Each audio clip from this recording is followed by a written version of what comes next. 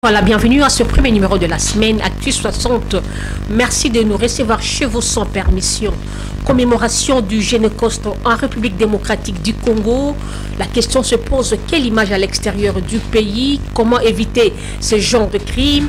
Et puis, au grand mot, grand remède, que faire face à cette situation pour que cela ne se reproduise plus? Mesdames et messieurs, quatre invités sur ce plateau. Nous avons Guillaume Amisingoyi, à qui nous disons bonsoir. Bonsoir madame. Comment allez-vous? Non, ça va très bien, c'est un plaisir d'être encore sur ces plateaux. Félicitations, votre fille a obtenu son diplôme d'État. Exactement, j'en profite pour lancer les fleurs à ma fille Zoubeda Marek Ngoï qui a eu 65% en latin philo. Vraiment, ça a été la joie partagée pendant les week-ends. Vraiment, c'était vraiment très fantastique. Si elle avait joué, tu allais dire moi maman nayo. Je suis chrétien. J'allais dire j'allais remercier le Seigneur. C'est quand même la joie. Et voilà. Il y a Justin Bouloba. Il est aussi un habitué de cette émission à qui j'ai dit bonsoir Justin. Bonsoir madame, bonsoir à nos chers co-débatteurs. C'est la joie pour moi ce soir d'être de figurer parmi vos invités spéciaux. Et je crois que nous allons passer de très bons moments et ça sera l'échange fructueux. Et voilà, il y a aussi Christian Mwamba, un habitué aussi de cette émission à qui j'ai dit bonsoir. Bonsoir madame, très ravi de me retrouver parmi le mien.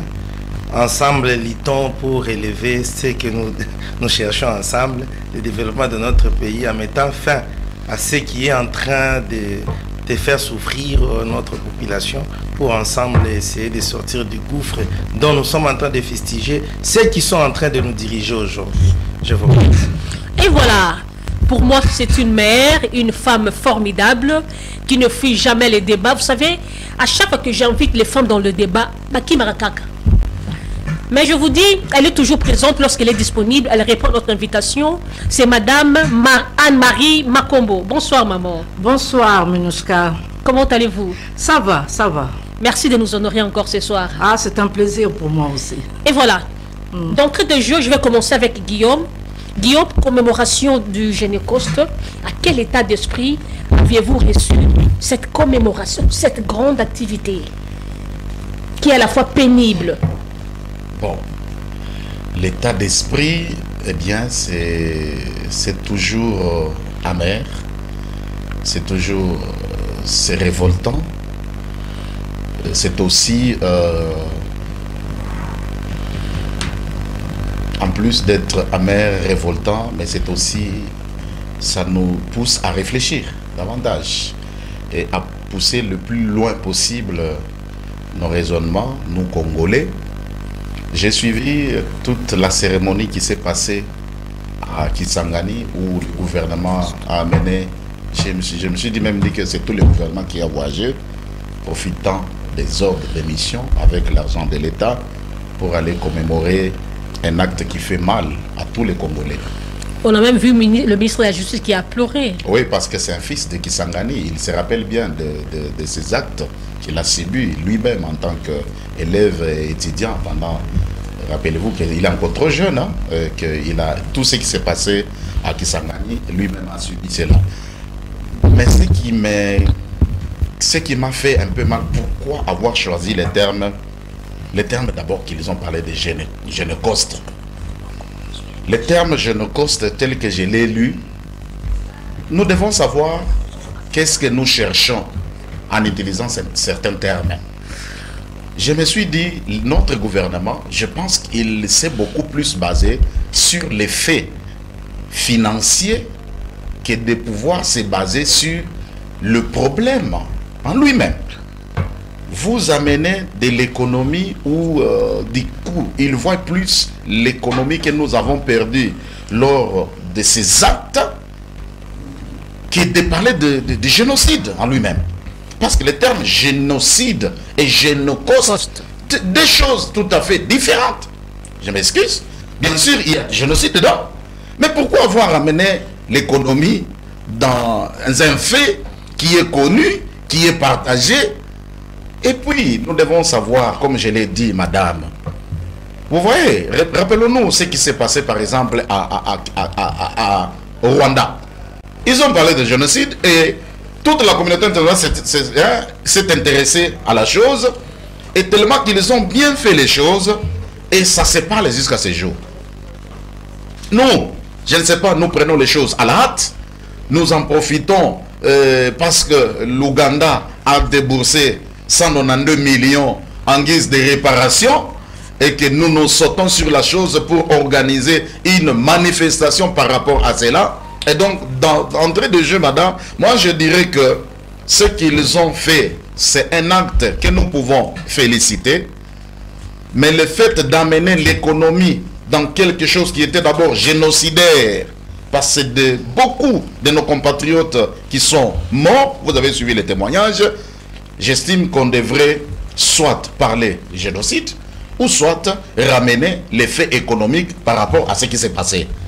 Je félicite l'acte ou la cérémonie, le fait de mettre quelque chose d'officiel dorénavant par rapport à cette date-là de 2 août, mais ramener l'économie dans un génocide. Pourquoi? Pourquoi ne pas parler seulement tout simplement de génocide? Pourquoi ramener l'économie dans tout ça? On voit derrière que ce qui les intéresse, c'est des millions. Et je vous rappelle, et à nos co-débatteurs qui sont là, je sais que tout le monde s'est intéressé à ce sujet, nous avons fait des recherches. Il n'y a pas plus tard que 2 semaines, on a révélé ici que l'Ouganda a déjà déboursé 192 millions de dollars par rapport aux dommages qu'ils ont causés par rapport à cette guerre de 6 jours. Et que cet argent, entre guillemets, on ne sait même où ça se trouve. Il y a même certains membres de ce gouvernement qui auraient même... Parce que l'argent avait déjà été déboursé. Où est parti? Parce que les gens qui ont subi n'ont jamais été indemnisés. Et parce qu'il y avait des bruits qui couraient déjà. Et qu'est-ce qu'il faut? Nous devons rembler cette histoire et essayons d'organiser une activité et que nous faisions cela, que ça soit officiel. Merci. Et voilà, je passe la parole à madame Anne-Marie Makombo. Vous avez suivi votre co-débatteur. La même question, à quel état d'esprit avez-vous reçu cette commémoration du génocide dans notre pays? Disons que moi j'ai félicité, mais je me dis que ce n'est pas assez. Je ne suis pas exactement d'accord avec mon co-batteur qui dit que génocide, on a ramené l'argent là-dedans. Génécoste. Non, moi je dirais ceci que Génécoste, c'est le génocide à cause de notre richesse qui est dans notre sous-sol. Il y a des génocides à cause des religions. Il y a des génocides à cause des gens qui veulent s'approprier des terres, comme nous voyons avec les Palestiniens et les Juifs. Il y a ce genre de génocide. Mais nous, notre cas à nous au Congo, notre génocide, nous le connaissons à cause de nos richesses, à cause de la richesse qu'a notre sous-sol et que tout le monde convoite cette richesse. C'est comme ça que Génocoste, c'est le coût, donc l'argent qui est en jeu en ce moment. Donc, et c'est comme ça, malheureusement, notre peuple connaît ces massacres de la population. Des milliers, des millions de Congolais qui sont morts à cause de notre richesse. C'est uniquement ça, à cause de notre richesse qui est convoitée par l'extérieur. C'est la raison pour laquelle on a appelé ça Génocoste. Et donc, il y a une plateforme de jeunes qui se sont formés, qu'on appelle le CAYP, là, le CAYP, des jeunes qui veulent absolument que cette date-là, du 2 août, là où a commencé justement ce génocide, puisse être une date qui doit être commémorée maintenant dans le monde entier. Exactement comme les autres génocides. On parle des autres génocides, notre pays voisin. Le Rwanda. Oui, le Rwanda, on connaît la date et on fait des manifestations. Le monde entier parle de ça. Nous, maintenant, nous voulons que ça se connaisse, ça puisse être reconnu mondialement. Et Et pourquoi pas que ce soit un jour férié. Nous avons connu des enterrements des femmes vivantes à Makobola. Et donc, je dirais que moi, je salue cela, mais je dis que ce n'est pas assez. Il faut encore faire plus parce que ce génocide n'est pas encore terminé. Ça a commencé en 1998, et jusqu'à ce jour, ça continue. Notre population, nos enfants, nos mamans, les jeunes, même les hommes, tout le monde est en train d'en souffrir terriblement dans l'est du pays. Et tout ça, c'est pas seulement, c'est en grande partie à cause de la communauté internationale, mais c'est à cause de nous aussi, les Congolais. Il y a beaucoup de Congolais qui se sont infiltrés là-dedans pour l'appât du gain. L'appât du gain. Et ils arrivent maintenant à s'enrichir, tout ça illégalement, sous le pleur et les malheurs du peuple congolais. Et voilà, merci. Je vais passer la parole à Justin Boulouba. Justin, est-ce que cette commémoration était prioritaire à ces instants, pendant que nous traversons encore des moments de turbulence dans plusieurs domaines de notre pays? Permettez-moi encore de resaluer nos co-débatteurs, surtout parce que en fait, ils ont quand même donné les prérequis ou bien la base. J'avais déjà parlé par rapport au Génocoste. Mais la sincérité m'appelle aussi, sur ces plateaux, de rectifier quelque chose qu'on avait parlé la fois dernière. Parce que les gens nous ont appelés de partout. Vous savez que c'est un plateau qui est suivi de partout. Autrefois, nous avions parlé par rapport au combat du Sénadepa et puis l'ONPA au sein du ministère des Pêches, tout en affirmant que c'était l'actuel ministre des Pêches, M. Jean-Pierre Tshimanga Bwana. En fait, c'était l'abscisse de la langue, c'était son prédécesseur, ce n'est pas le ministre Jean-Pierre Tshimanga Bwana. Le ministre Jean-Pierre Tshimanga Bwana est en train de se battre, je crois, pour remettre l'ONPA, l'Office national de pêche et aquaculture, dans ses droits et voir comment est-ce qu'il faut supprimer ces petits secteurs, en fait, services des Sénadepa. En fait, permettez-moi de revenir maintenant sur les thèmes d'aujourd'hui, parce que nous parlons du Génocoste. L'ami a parlé un peu des choses, et puis que nous ne pouvons pas d'abord faire passer, parce que vous savez, votre émission, c'est une émission à caractère pédagogique. Les gens qui nous suivent doivent quand même suivre et puis retenir quelque chose. Dire que pourquoi en fait, il se festige, pourquoi cette année on a mis les thèmes Génocoste, toutes ces histoires-là. Nous, on comprend quelque part peut-être que l'ami ne s'était pas encore outillé. Il doit un peu s'habituer, parce que c'est vrai, dans nos jargons, il n'y avait pas l'expression Génocoste. Madame a touché un peu quelque part, je crois qu'elle parlait des Congolese Action Young Platform, c'est-à-dire que exactement, c'est un groupe de jeunes Congolais, je crois, de la diaspora, qui se sont milités, qui se mobilisent jusqu'à présent pour que cette histoire, en fait, qui se passe à l'est de la République démocratique du Congo, soit connue de partout au monde. Que les gens comprennent que la République démocratique du Congo, en dehors de tout ce que nous vendons comme image, il y a une partie qui souffre. C'est la partie est, où les gens sont tués chaque jour qui passe.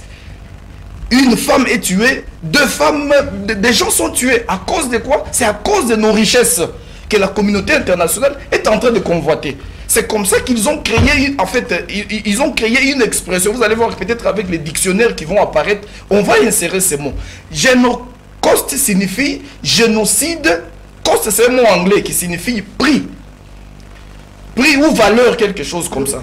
Donc exactement. C'est-à-dire, les gens, ces jeunes ici veulent voir au monde que la République démocratique du Congo subit un génocide qui est lié à ses richesses. Réveillez-vous. Réveillez-vous. En fait, moi, je ne peux pas venir passer ici pour pleurnicher, en fait, parce que je dois voir ça d'une autre façon. Nous sommes de ceux qui voient toujours, qui apportent un autre son de cloche, des fois, dans nos analyses. Parce que chaque fois, si nous pleurnichons, moi, je pense que ça doit s'arrêter avec cette histoire de pleurnicher. La République démocratique du Congo fait partie de pays en fait, qui adhèrent à la communauté internationale, ou bien qui font partie des pays signataires, je crois, des trucs de la haie et les autres. Nous faisons partie, nous sommes membres à la Cour, je crois, pénale internationale. Vous allez voir que dans l'historique des pays qui ont subi des génocides, Et ces pays-là faisaient partie aussi de la communauté nationale. Ils se sont élevés, ils ont dit non et non, ça doit s'arrêter. Je dois vous donner l'exemple de je crois, Yougoslavie, le Liban et d'autres pays, voire même les Rwanda ici. Et à un certain moment, quand ils ont levé la voix, à un certain moment, ils ont créé des structures très fortes pour réprimander des trucs ayant trait au génocide. Nous, pourquoi nous devons toujours continuer à pleurer et pleurnicher partout où nous sommes en train de passer? Mais il est temps... J'aimerais bien vous relancer parce que vous avez fustigé la réaction de Guillaume. Mais nous savons tous la manière dont les choses se passent dans notre pays. Dans de grandes commémorations, il y a toujours l'argent qui sort et surtout que l'Ouganda compte dédommager. Est-ce que ce n'est pas aussi un moyen qui va permettre aux détourneurs de faire bien leur travail? Bon, je vais révéler, parce que vous parlez de l'histoire d'argent ici. L'argent, qui a déboursé l'argent et qui est les bénéficiaires de l'argent. Non, ça nous devons dire aux gens. Quand ces gens-là sont partis, ne mettons pas d'abord... Vous savez, à un certain moment, les Congolais, le mal, c'est que nous voyons toujours au travers. Nous ne voyons pas des choses qui sont réelles. Nous connaissons les joueurs et leurs vous connaissez les joueurs, mais ces gens-là ne sont pas partis pour l'argent. Ils ne sont pas partis. Si c'était pour l'argent, non, mais moi je connais tous ces gens qui sont partis. On vous a même dit que Moutamba, Constant a pleuré. Moutamba n'est pas parti pour l'argent. Ça, si c'était pour l'argent, il devrait aller faire quoi, Kisangani? C'est pour aller viser les Chitoyens. Je ne pense pas. Donc il ne faut plus rien. Ces gens-là sont allés pour une mission salvatrice de la nation. Et puis aujourd'hui, quand tout le monde a parlé du Génocoste, ça a réveillé d'autres personnes. Ces gens-là ne sont pas partis pour l'argent, ils sont allés pour montrer que... Vous vous souvenez quand le chef de l'État disait que la République démocratique du Congo is back. Donc la République démocratique du Congo est revenue sur la scène internationale. C'est-à-dire que autrefois les gens ont négligé toutes ces dates, ils ont négligé toutes ces dates et puis bon à un certain moment on continuait à nous abattre et puis à nous tuer. Aujourd'hui, nous avons compris que nous devons y travailler pour éveiller la conscience collective et puis la conscience internationale pour que les gens voient réellement qu'est-ce qui se passe à l'est de la République démocratique du Congo. Nous sommes tués à cause de nos richesses. Nos richesses ne peuvent pas être notre source de problèmes. Non, les richesses doivent être pour notre propre développement. Au contraire, ces gens-là, cette communauté internationale est en train de transformer cette richesse pour nous tuer comme des bêtes qu'on tue à la boucherie, madame. Donc, Génocoste est venu pour redonner encore l'espoir au peuple congolais et que le peuple congolais dise à la communauté internationale de stopper. Stop, on en a assez. Et voilà. Je passe la parole à Christian Bomba, prenez le micro. Génocoste est venu redonner l'espoir au peuple congolais. Quelle image à l'extérieur? Selon mon co-débatteur, que j'ai suivi avec beaucoup d'amertume, Génocoste, génocide, pour des gains économiques, oui. Innovation dans des mots, dans des termes, mais insuffisante sur le terrain. Nous ne sommes pas là pour pleurnicher, nous ne sommes pas là pour rester en train d'attendre d'être tués, mais nous devons quitter des sentiers battus pour aller plus dans des actions. J'ai suivi Guillaume dans la DEV beaucoup de structures qui ont intervenu pendant la commémoration avec éloquence. L'éloquence, c'est le jeu de nous Congolais. Le verbe. Le verbe. Tout le monde a été au banc de l'école, il peut mieux s'exprimer en public. Oui, nous avions suivi. Je suis en train d'appuyer encore mon co-débatteur Guillaume, qui a parlé de fonds qui est sorti. Oui, vous et moi, nous sommes d'accord que pour déplacer 16 ministres qui étaient sur place, il y a eu des fonds des Congolais souffrants qui est allé pour montrer le veste et les verbes partout dans le monde entier. Nous sommes là juste pour dire non, de ne pas rester dans le verbiage, dans le parole, plus de parler d'action. Ça fait combien de temps que notre génocide, que je ne vais pas appeler Génocoste aujourd'hui, parce que nous le savons tous, et vous et moi, que même si on ne parlait pas de Génocoste, nous savions que le Congo est agressé à cause de ses ressources naturelles, qui est tellement catastrophique. Vous et moi, nous sommes d'accord. Et vous savez aussi une chose, que s'il y a frustration des Congolais qui commencent à être derrière les multinationaux, c'est par rapport au mauvais partage des revenus naturels aux ménages des Congolais. Nous fouillons les problèmes pour aller nous cacher derrière d'autres problèmes. C'est aujourd'hui le grand moment où nous devons nous regarder en face. dire non, commencer à nous prendre en charge. Et vous pensez que avec le discours et les vestes que nous avions mis là-bas, dans la ville martyre, nous allons arrêter avec ce qui se passe aujourd'hui? Vous et moi, nous ne sommes pas en mesure d'arriver vers... Ne soyez pas aussi prophète de malheur. Hein? Nous sommes là pour défendre notre pays. Nous sommes là pour apporter davantage par rapport à nos connaissances et de faits réels pour mettre fin à ces atrocités. Le chef de l'État dit plus jamais seul. Oui, je suis derrière le chef de l'État pour dire plus jamais seul, mais en ajoutant plus jamais seul, ensemble, prenons-nous en charge. Comme l'a dit Mzee Kabila. Je vous remets la parole, madame. Et voilà, je vais passer la parole à Cédric qui est venu nous rejoindre encore sur ce plateau. Cédric, votre réaction par rapport à notre sujet, le Génocost. Merci madame, merci tout d'abord pour l'invitation. Je salue les co-débatteurs avec qui on partage cette émission. Je salue les nombreux téléspectateurs qui nous suivent en ce net moment. Concernant votre question madame, ici d'ailleurs, je commence par féliciter le président élu Martin Fayulu. Parce que, madame, vous savez... Il n'a jamais été hors mandat. Non, il est toujours le président élu. Parce qu'il fait toujours la politique anticipative. Parce qu'aujourd'hui... Il est en train de glisser. Hein? Aujourd'hui, tout le monde parle du Génocost. Mais ça fait plus de 4 ans. Souvenez-vous, à travers son adresse à la nation en 2020, il avait, le 30 juin, il avait parlé déjà de commémorer le 2 août, ça soit une journée commémorative par rapport au génocide congolais. Mais aujourd'hui, nous sommes contents parce que tout le monde a emboîté le pas. Aujourd'hui, on voit même les régimes de M. Tshilombo, comment ils ont commémoré cette journée. Mais nous, aujourd'hui, ça fait plus de 4 ans. Et d'ailleurs, par là, je félicite toute la population qui se sont déplacés pour venir participer à notre commémoration qui était organisée dans notre siège national du parti au niveau de Kasavubu. Et donc, madame, aujourd'hui, je suis un peu écœuré parce que notre combat, depuis bien avant, c'était qu'on puisse mettre fin au génocide congolais. Mais qu'est-ce qui fait qu'aujourd'hui, parce que madame, il faut savoir, ça fait 3 décennies que nous sommes agressés. Mais c'est Félix Tshisekedi qui va terminer son 2e mandat, il est venu trouver cette guerre, cette agression. Mais nous disons, qu'est-ce qui empêche pour que nous puissions mettre fin? Aujourd'hui, le Rwanda, madame, le Rwanda commémore les 800 000 morts. Mais vous voyez comment la communauté internationale, tout le monde, ils sont derrière le Rwanda. Mais comment un grand pays comme la République démocratique du Congo, nous avons plus de 12 millions de morts, nous comptons aujourd'hui, parce que nous comptons de tueries jusqu'à preuve du contraire, madame. Mais quel est le rapport? Nous avons mené un combat, les docteurs Mukwege, Martin Fayulu et les autres, par rapport au rapport mapping. Qu'est-ce qui bloque à ce qu'on puisse mettre ce rapport en avant? Parce qu'aujourd'hui, on a, depuis 1993, en 2003, il n'y a eu même pas un mémorial concernant tous ces morts.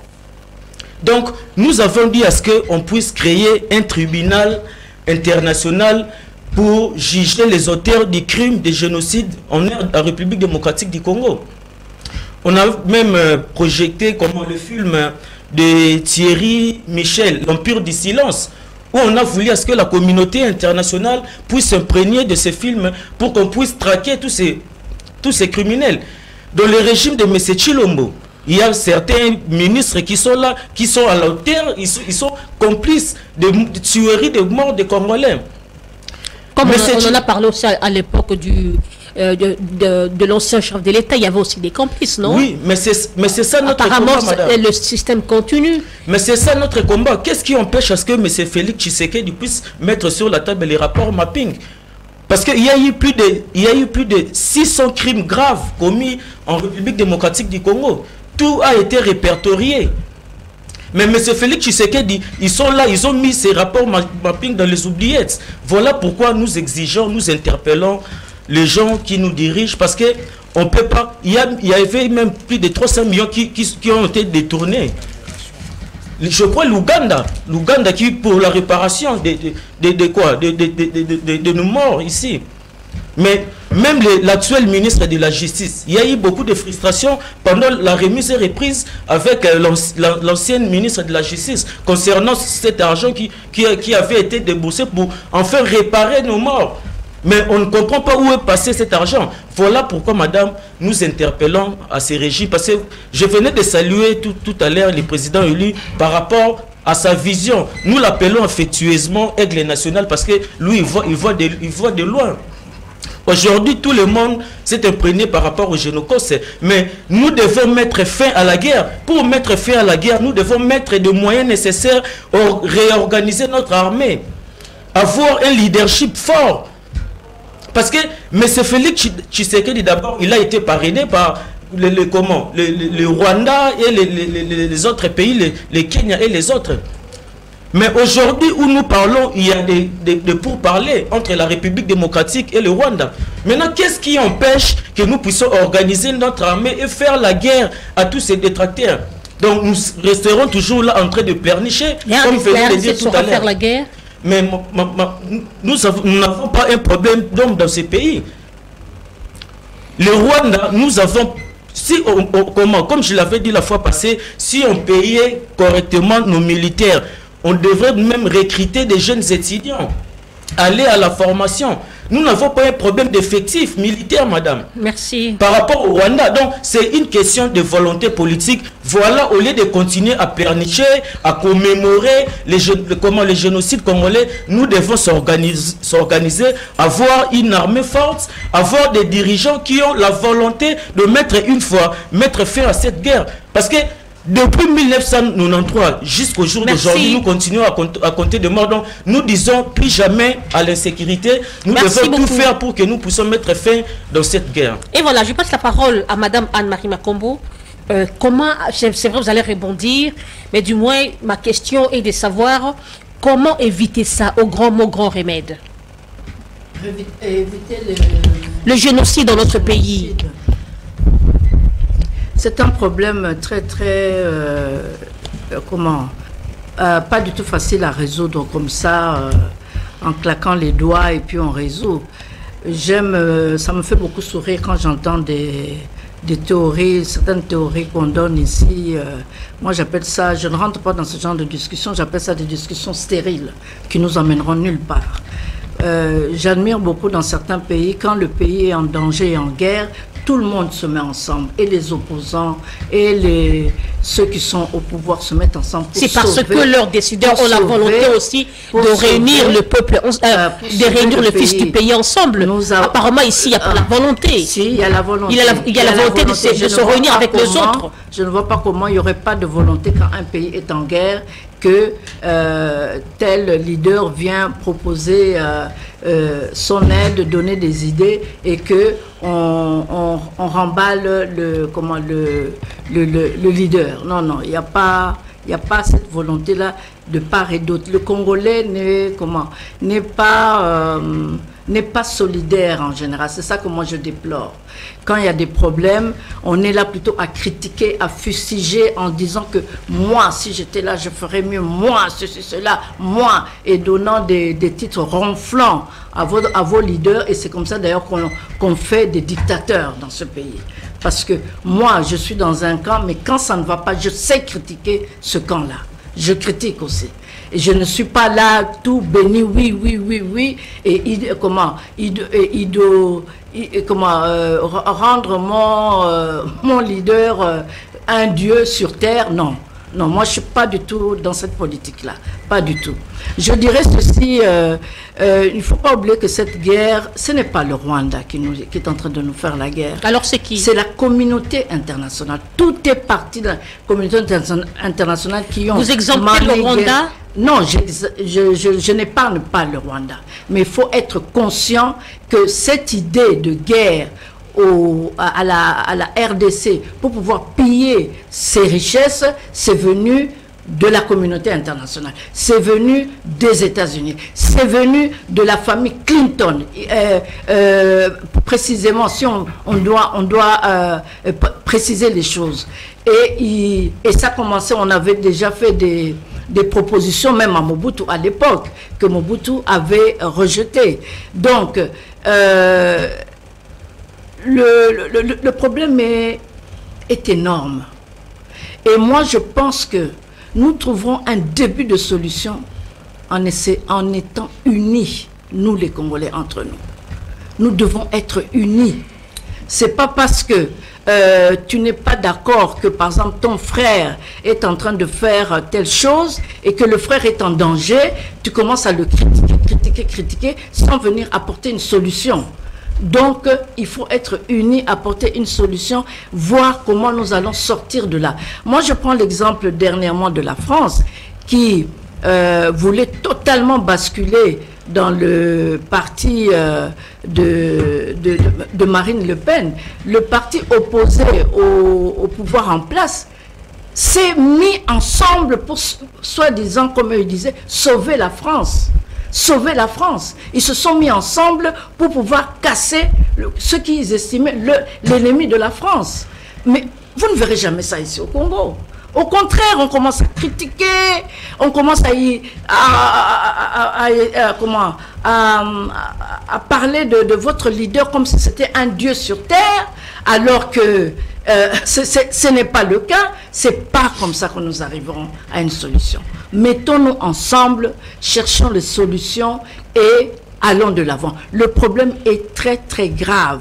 Ce qui se passe en ce moment dans le pays. Ce n'est pas le moment de commencer à se jeter des pierres. La communauté internationale veut absolument morceler ce pays en 4 petits pays. On veut vraiment diviser notre pays pour pouvoir mieux s'accaparer de nos richesses. Nous devons être conscients. La bénédiction des Congolais eux-mêmes aussi, hein? Oui, bien sûr, les Congolais sont aussi là-dedans. Ils sont complices, malheureusement. Ah, ils sont là-dedans. Et d'ailleurs, Mbosso l'avait dit... Cédric venait de soulever une bonne question sur le rapport mapping. Pourquoi pas mettre ça sur table? Qu'est-ce qui empêche? Le rapport mapping, oui, pourquoi ne pas mettre ça sur table? Oui, oui. Poser la question à la communauté internationale. Et vous saurez pourquoi. C'est elle qui dirige notre pays? C'est eux qui dirigent le pays en ce moment. Merci beaucoup. Je passe la parole... Non, excusez-moi, ils ne dirigent pas le pays, mais c'est eux qui tiennent, qui nous mettent des cales partout pour pouvoir s'accaparer de notre pays. Plus exactement, c'est ça. Et voilà, je vais passer la parole à Guillaume maintenant. Guillaume, vous devez réagir par rapport aux réactions, c'est vrai, des co-débatteurs, mais du moins, j'aimerais savoir, au grand mot, grand remède, comment arriver à mettre fin au génocide dans notre pays? Merci beaucoup, madame. Parce que ça en est des trop quand même. Merci beaucoup, madame. Je suis surpris que quand on mène un avis contraire, ça devient ne pas être uni. Non, être uni, c'est aussi dénoncer les choses. Être uni, c'est aussi critiquer l'aspect pour que les choses marchent comme il se doit. Ça, c'est très important. Et donc, quand on soulève des choses qui vont à l'encontre de la démocratie que nous sommes en train d'ailleurs, notre pays s'appelle la République démocratique du Congo, nous devons toujours dénoncer. Et quand nous dénonçons, c'est aussi, c'est ça même la démocratie. Moi aussi, je dénonce, malgré que je suis dans ce camp-là, je sais dénoncer. Je n'ai pas dit que parce que vous avez... On voit comment vous êtes en train d'agir tous les jours dans le pays. Hein? Bon, Madame Anne-Marie, laissez-lui parler, s'il vous plaît. Vous souhaitez tout le temps le malheur. Laissez-lui parler. Le malheur, vous êtes content. Oui, on l'avait dit, on l'avait dit. Laissez-lui parler, Madame Anne-Marie. Heureusement que c'est le cœur qui vient de... Et puis c'est maman. On comprend que le maman, c'est le cœur. Je comprends bien, maman. Merci pour cette intervention. Mais c'est qui est vrai que nous tous, nous avons l'amour de notre pays. Et nous voulons que les choses avancent. Ça, c'est très important. Nous voulons que ce qu'on a lancé à Kisangani ne soit pas tout simplement des théories, ne soit pas des choses qu'on lance. On a vu beaucoup de choses qu'on a lancées dans notre pays et qui sont restées lettres mortes. Vous avez vu par exemple pour le cas de, peut-être c'est une parenthèse, il y a un monsieur qui a fait une vidéo en Mbandaka où le chef de l'État, avec une grande délégation, avait accompagné pour la pose de la première pierre de l'université de Mbandaka. Jusqu'à ce jour, si nous ne les disons pas, peut-être que le chef de l'État n'est pas informé. À force de dire des choses, à force de pouvoir révéler certaines choses, ça poussera le pouvoir en place de pouvoir agir. S'il faut revenir par rapport à qu'est-ce qu'il faut pour résoudre cette situation, nous devons être sérieux d'abord nous-mêmes. Savoir qu'est-ce que nous voulons. Si nous ne savons pas, nous tâtonnons. Nous faisons des choses à moitié. Nous faisons les lancements avec pompe et une année après, personne ne se souviendra de ce qui a été dit à Kisangani, de ce qui a été donné comme objectif à Kisangani, et nous allons faire ce qu'on appelle, les Quinois disent, Mazo rond-point. C'est comme si nous sommes en train de tourner autour du pot. Ce qui est vrai, le problème est à un haut niveau, comme madame l'a dit. La communauté internationale joue un rôle très très capital dans la paix en République démocratique du Congo. Mais ce que nous demandons aux chefs de l'État, c'est quoi? Nous avons vanté la diplomatie agissante. Nous avons entendu les gens dire, oh la diplomatie. Bien, faisons des choses bien. Pourquoi le Rwanda est beaucoup plus écouté et que la République démocratique du Congo n'est pas écoutée? Aujourd'hui, on nous dit que non, c'est la famille, c'est Bill Clinton, c'est la famille Bush, je ne sais pas, qui est à la base de tout ça. Mais cherchons aussi des familles qui sont aussi, qui ont des mots sur la République démocratique du Congo. Il y a des gens même qui ont demandé une fois au président de la République, pourquoi ne pas faire se rallier à la Russie? Si nous voyons par exemple que du côté des capitalistes, il y a ce que et veulent piller nos ressources en utilisant le Rwanda comme un passage obligé, pourquoi ne pas se rallier à d'autres forces internationales qui peuvent être des contrepoids par rapport aux États-Unis? Qu'est-ce qui manque à cette diplomatie agissante d'aller voir d'autres partenaires par exemple? Si aujourd'hui les États-Unis sont plus favorables au Rwanda qu'à la République démocratique du Congo, il n'y a pas d'autres grandes puissances. Et puis quand nous parlons des États-Unis, peut-être c'est quelques républicains, peut-être c'est quelques sénateurs ou démocrates, tout ça. Ce n'est pas les États-Unis dans sa globalité. Utilisons cette même démocratie agissante que nous sommes, que nous sommes en train de vanter dans des télévisions, dans des réseaux sociaux. Utilisons cette diplomatie pour que la paix revienne. Madame, moi j'insiste parce que je sais, ce n'est pas seulement les régimes Tshisekedi. Tous ces régimes-là qui sont passés, que ce soit le régime Kabila et les autres là, c'est plus l'aspect économique, madame. Et ils savent qu'il y a des millions qui sont en jeu par rapport à tout ce qu'ils ont fait. Attendez, 6 mois c'est beaucoup, madame. On va encore nous appeler ici. Vous allez changer de... Ah, mais ces gens, ils nous avaient même donné le goût que les choses avancent et qu'on a pris la chose.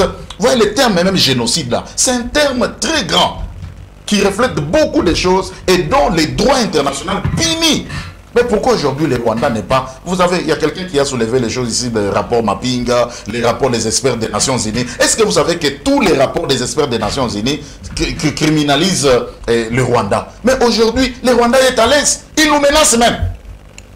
Le président polonais, le premier ministre polonais est allé au Rwanda. Il a dit, c'est lui qui osera toucher au Rwanda. Mon pays va aider le Rwanda. Il a déclaré, et notre pays a entendu tout ce qu'il a déclaré. Et après quelques jours, le président polonais vient ici et dit que non, nous venons politique bilatérale avec la RDC pendant qu'il nous a déjà massacré. Mais qu'est-ce que la loi, les relations internationales nous disent par rapport à cela? Vous entendez un premier ministre, c'est un officiel qui déclare tout haut, qui amène même son appui au Rwanda. Mais ici, vous l'accueillez avec pompe, vous faites même un point de presse, tout ça, et le ministre de communication qui passe pour nous vanter la diplomatie agissante. Hein, madame, tout ça, c'est quoi? Nous devons être les rapports de force. Bien sûr, nous devons nous réunir. Nous devons nous unir pour que le Congo soit plus fort. Mais est-ce que nous devons nous unir tout simplement quand ça bat? Mais quand il s'agit de violations, quand il s'agit de détournements, quand il s'agit de tout cela, mais c'est le régime qui est en place qui s'en accapare. Mais s'il faut l'unité du pays, vous demandez tout le monde. Vous voulez qu'on vous associe aussi? Non, nous ne voulons pas. L'argent du peuple congolais doit être... L'argent du peuple, c'est tout le monde qui doit en bénéficier. Okay. Parce qu'il y a de nos impôts qui sortent. Dans mon salaire, on retire quelque chose. Vous comprenez? Nous devons nous unir pour le développement, nous devons nous unir pour la sécurité, nous devons nous unir pour la paix. Et quand nous voyons que ça ne va pas, nous devons tous taper fort. Président de la République, attention, il va de notre responsabilité, il va de notre crédibilité, que notre pays reste uni. Merci beaucoup. Je passe la parole à Justin Bouloba. Justin, votre réaction, la même question.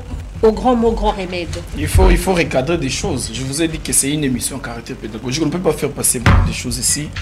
en commençant par Maman Lukombo, je crois. Makombo. Makombo, excusez-moi, j'ai peut-être mal prononcé le nom. Je ne prononcerai plus Lukombo, c'est Makombo. Elle dit que, en fait, ce n'est pas la en fait, c'est la communauté internationale qui tire des ficelles, tout ça, pour que cela ne puisse pas marcher. Non, maman. En relations internationales, l'État est l'acteur numéro 1. L'acteur principal des relations internationales, c'est l'État. Quand vous comptez les individus, la communauté internationale, des sociétés multinationales, voire même les organisations internationales gouvernementales, non, ça ce sont les acteurs secondaires. Les acteurs secondaires qui viennent trouver l'assiette qui est l'État.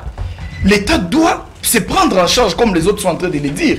Mais si à chaque fois nous assistons devant un État pleurnicheur qui doit toujours jeter la responsabilité vers d'autres acteurs des relations internationales. Nous sommes dans quel type, je ne sais pas moi, des relations internationales. Non, là, au moins que vous puissiez nous dire que la République démocratique du Congo n'est pas un État. Là, on peut comprendre. Mais dès lors que vous reconnaissez que la République démocratique du Congo est un État, vous ne pouvez pas dire que c'est la communauté internationale qui tire des ficelles. Non, cette communauté internationale doit se sentir à un certain moment incapable parce que l'acteur numéro 1 reste l'État. C'est l'État qui détient la population, c'est l'État qui détient les territoires et c'est l'État qui détient même la souveraineté. Ça, on devrait peut-être rectifier que ce n'est pas la communauté internationale, c'est notre faiblesse qui fait en sorte que cette communauté internationale puisse à un certain moment prendre le dessus sur... c'est notre faiblesse qui fait que nous n'avions pas un État. J'ai juste soulevé ça peut-être pour passer. J'ai dit à l'ami aussi de l'autre côté qui vient sur ce plateau avec arrogance pour appeler Martin Fayulu président élu. Non, ça c'est un certain... Ce n'est pas de l'arrogance. Non, c'est de l'arrogance. C'est de l'arrogance, madame. En République démocratique du Congo, c'est Félix Antoine Tshisekedi Tshilombo qui est le président de la République, proclamé par la Commission électorale nationale indépendante. Si Fayulu est président élu, c'est de décider. Tshisekedi aussi. Nous devons avoir un certain moment. président de la République. Ça fait partie de cette faiblesse. C'est l'arrogance aussi. Ça fait partie de cette faiblesse. Maman a soulevé un problème ici avec Marine Le Pen. Marine n'a jamais nié la fonction de Macron comme président de la République. Non. Marine reconnaît. Non, ce n'est pas vous. J'ai dit à l'autre. Ah, okay. Marine, en dépit de tout ce qu'elle est en train de faire, elle reconnaît que c'est Macron qui est le président de la République. Au lieu de répondre à la question, c'est en train de répondre. Faisons la course avec le temps. Christian doit prendre la parole aussi. Si nous ne disons pas aux gens que Tshisekedi est le président, la République démocratique du Congo a un président à un certain moment, les gens vont commencer à prendre tout à la légère. Où j'ai vu les autres dire ici le négativisme, croire que ceux qui sont allés faire à Kisangani à un certain moment, c'était des blagues. Non. Le pays est en train de se mettre en marche. Nous sommes en train de revoir d'autres histoires. Parce qu'il n'y avait pas un État. L'État est en train de naître comme nous sommes. C'est la renaissance, lui-même l'a dit que c'est une renaissance. Et quand il a parlé en fait, c'est Martin Fayulu qui a commencé l'histoire des Génocos. C'est faux. C'est faux. Aujourd'hui, vous parlez de M. Mukwege. Est-ce que vous connaissez pourquoi Mukwege a été reconnu comme prix Nobel de la paix? Non, ça fait partie. Mukwege, ce sont parmi des gens qui ont commencé quand même des lobbying. Jusqu'à tel point qu'il a dit que les gens sont en train d'utiliser de fois les téléphones décents.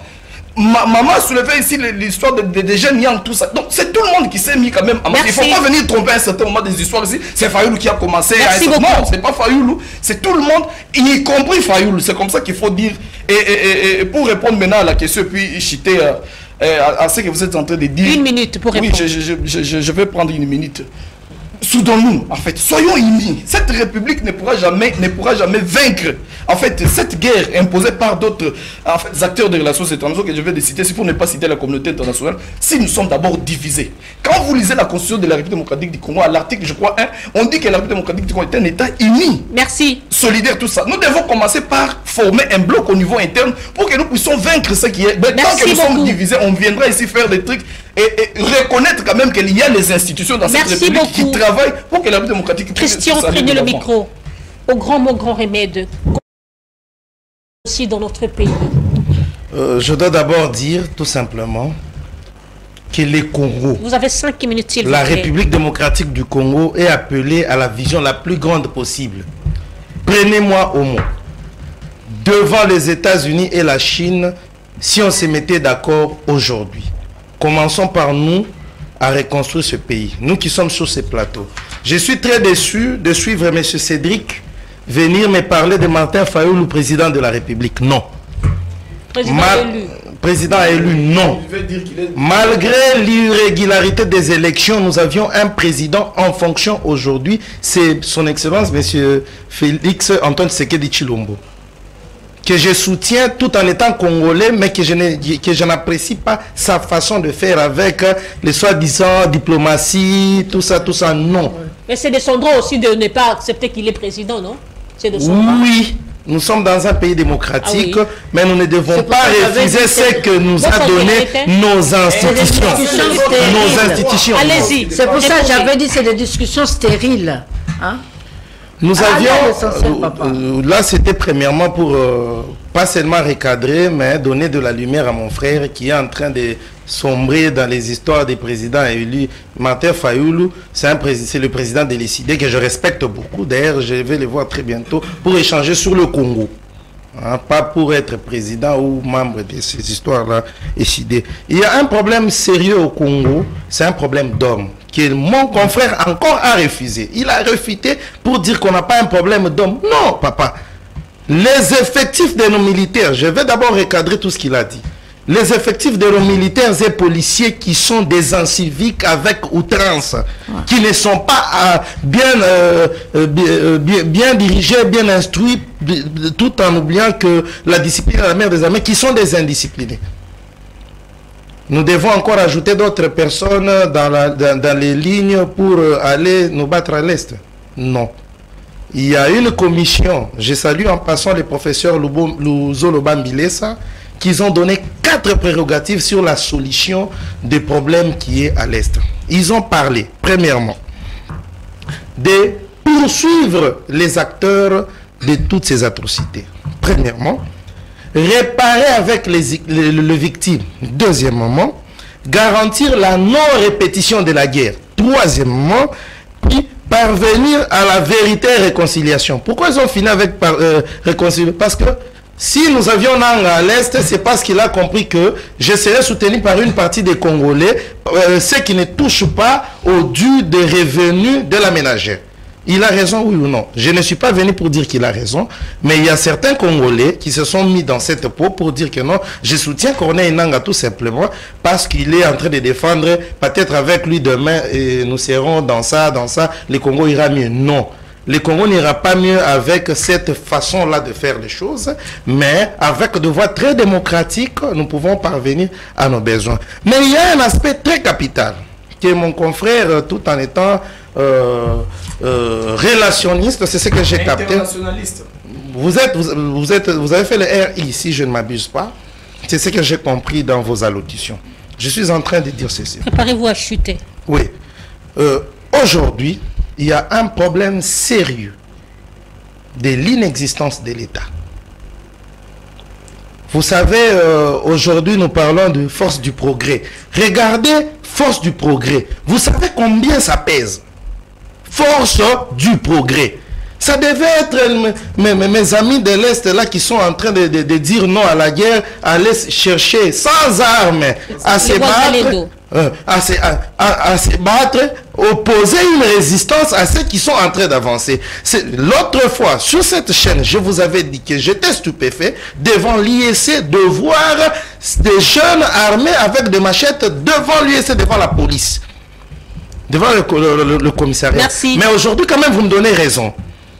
Que nous avions les forces du progrès qui sont en train de se permettre dans des juges partis pour faire le droit, dans un état de droit, s'il vous plaît. Ils sont là depuis Merci. longtemps, depuis Papa Tshisekedi. Nous devons nous regarder en face, soutenir notre État, changer les choses. C'est le moment. Beaucoup. Je vous prie, s'il vous plaît, une seconde, tout en soutenant avec cette constitution qui protège des bourreaux, nous devons dire non et changer les choses pour que les Congo, parce qu'ici, nous ne parlons qu'au Congo. Et voilà, Cédric, veuillez rebondir. Vous avez aussi 5 minutes parce que déjà nous tendons vers la fin de l'émission. Merci madame. Ici, je voudrais rebondir par rapport à ce que venait de dire mes co-débatteurs concernant d'abord les présidents élus. Parce que vous savez, en politique, nous sommes historiens du présent et du passé. Donc, si vous soutenez aujourd'hui M. Félix Tshisekedi, qui est sorti de l'entraille de M. Etienne Tshisekedi, qui s'est considéré comme président légitime dans ce pays en 2011. Je ne sais pas si vous avez oublié l'histoire. Et donc, aujourd'hui, si nous appelons le président élu Martin Fayulu ou président élu, c'est parce qu'il a gagné aux élections en 2018. En 2023, il n'y a pas eu élection. Il y a eu simulacre, messieurs. Et donc, c'était un peu ça. Je voudrais aller répondre aussi à mon co-débatteur. Lorsque je disais que nous, à l'ESID, ça fait 4 ans que nous commémorons les génocides congolais. C'est à présent que le régime vient d'emboîter le pas. Et donc, par là, il n'y a pas de débat. Concernant le dossier de génocide, madame, comme je venais de le dire tantôt ici, nous avons un problème de leadership. Parce que M. Félix Tshisekedi est venu au pouvoir, il a trouvé la République démocratique du Congo dans son entièreté. Mais ça fait 5 ans, après son quinquennat passé, il y a 3 territoires qui n'est plus en République démocratique du Congo. Maintenant, quelles sont ces prouesses qu'il est en train de faire pour mettre fin à la guerre? Tantôt à la moindre escarmouche, tantôt il ne va pas dialoguer avec M. Kagame. Mais d'ailleurs, je demande qu'on puisse... parce qu'on avait viré le général Mbiato. Apparemment, il avait fouté la dame qui est allée pour des négociations avec le Rwanda. Mais après quelques jours, on a vu la délégation de notre pays aller discuter avec le Rwanda, madame. Jusqu'à quand nous allons continuer à discuter avec l'ennemi, avec nos agresseurs? Je venais de dire ici que notre pays, nous n'avons pas un problème d'effectifs militaires, messieurs. Notre armée est 10 fois plus grande que l'armée rwandaise. Mais comment est-ce que sur le terrain, nous ne sommes pas en mesure de battre, d'affronter le Rwanda? Mais oui, c'est le problème de l'ingouvernabilité. Nous ne sommes pas gouvernés dans ce pays. Nous sommes infiltrés. J'avais dit, madame ici, la maman a soulevé par rapport au rapport mapping. Qu'est-ce qui empêche à ce que M. Félix Tshisekedi de mettre en place ces rapports mapping? Malheureusement, c'est parce que beaucoup de gens qui ont commis des crimes, ils sont dans les institutions. Voilà pourquoi ces rapports sont toujours dans les oubliettes. Voilà pourquoi nous interpellons qu'il puisse avoir alternative en 2028 et que nous puissions avoir des dirigeants qui seront là pour travailler pour l'intérêt de la population. Parce que, M. Félix, nous avons suivi des vidéos où les militaires, ils sont même démoralisés pour aller combattre l'ennemi. Il y a eu une vidéo à Kananga. Ils sont mal payés. Et puis on a pris ces militaires, on les a jugés pour les condamner à mort. Voilà un peu dans quel état notre pays est gouverné, madame. Kofi Olomide venait de dire ici qu'on nous gifle. On ne combat pas, on nous gifle comme des enfants. Qu'est-ce qui empêche à ce que M. Félix Tshisekedi puisse bien payer nos militaires? Veuillez chuter. Qu'est-ce qui fait à ce que M. Félix Tshisekedi puisse quitter dans la diplomatie agissante? Parce que ça n'a pas payé.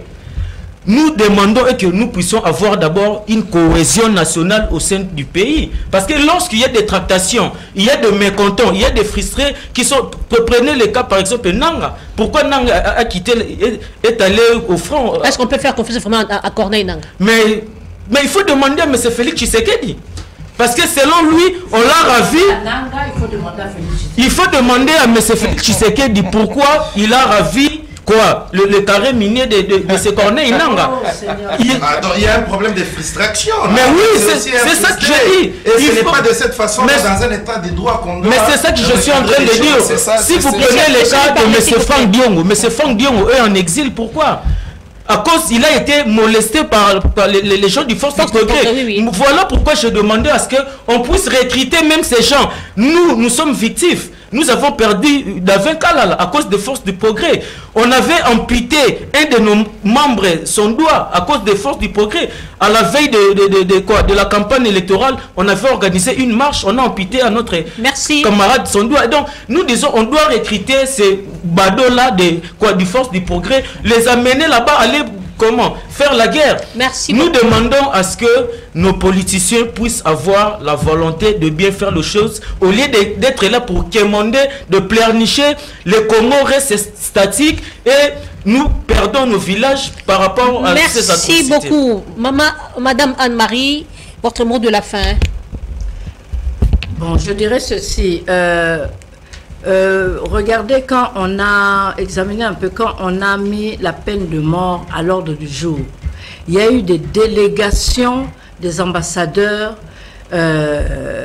accrédités dans notre pays qui sont allés à l'Assemblée et au Sénat pour demander de ne pas lever le moratoire de la peine de mort. C'est pour vous dire comment ils suivent tout, comment ils s'infiltrent dans toute cette communauté internationale. Donc la situation n'est pas aussi facile. Il faut donc l'unité, que nous soyons vraiment unis pour savoir ce que nous voulons et aller de l'avant. Parce que ils savent pourquoi ils ne voulaient pas cette peine de mort.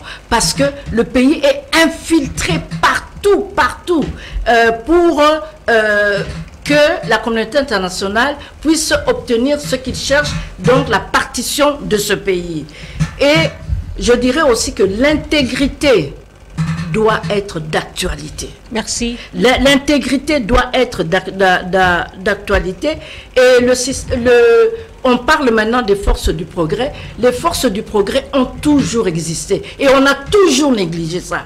Et effectivement, dans le temps, on essayait d'attirer l'attention de l'UDPS face à ce phénomène-là. Et maintenant, nous vivons ce qui était inévitable. Merci beaucoup. Je passe la parole à Guillaume pour clôturer l'émission.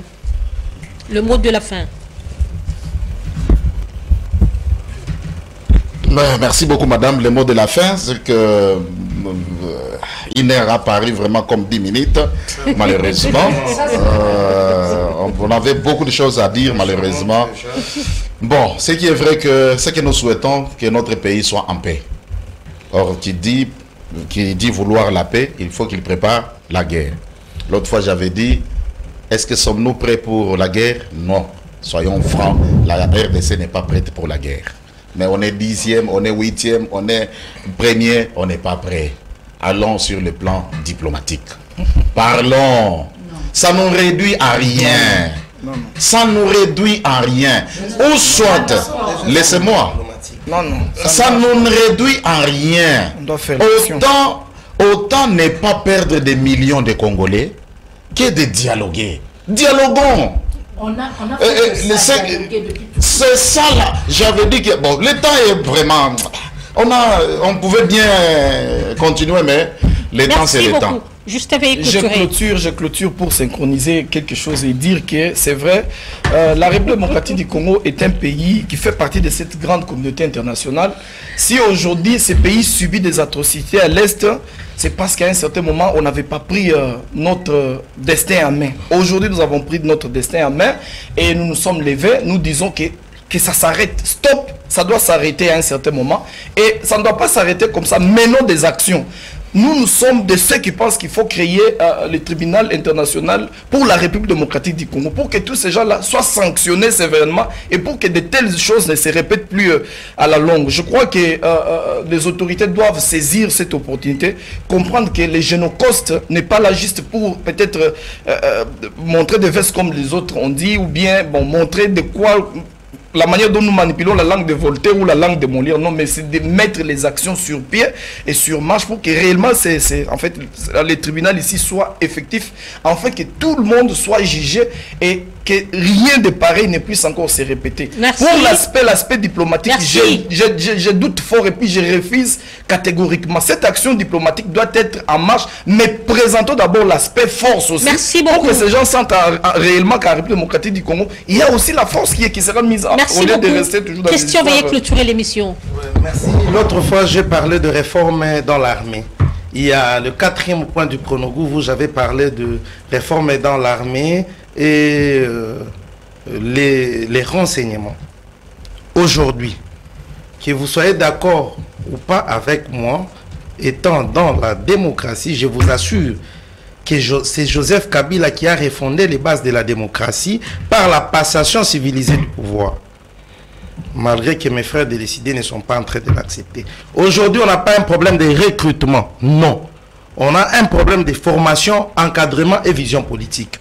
Pour que nous puissions aller en guerre, c'est au sommet de l'État je ne vois pas Martin Fayulu venir nous donner l'ordre d'aller en guerre. C'est son excellence Félix Tshisekedi qui dira que non, on a tué beaucoup de mes compatriotes et c'est aujourd'hui que nous allons construire l'Est. Nous devons désengorger Kinshasa. Allons nous installer à l'Est. Les ministres ne doivent plus rester à Kinshasa. Les généraux, tout le monde à l'Est pour mettre fin. On doit arrêter avec des slogans génocostes, ceci, cela. Allons en guerre pour mettre fin à tout ça. Je vous remercie. Cédric Fayet, clôturer l'émission. Bon, mon confrère, il dit que tous les généraux, les ministres partent à l'Est de la République. Mais M. Félix Tshisekedi, vous avez promis d'aller mettre les QG de l'armée à Goma. Il doit aller. Est-ce qu'il a fait? Il a réalisé ça. Donc j'ai entendu maman ici jeter de l'opprobre beaucoup plus à la communauté internationale. Est-ce que c'est la communauté internationale qui empêche à notre justice de traquer les détourneurs ici? Est-ce que c'est la communauté internationale qui empêche au gouverneur de la ville, province de Kinshasa, d'évacuer même les immondices ici? Donc vous êtes des incompétents, il faut assumer, madame. J'ai entendu parler de la force du progrès.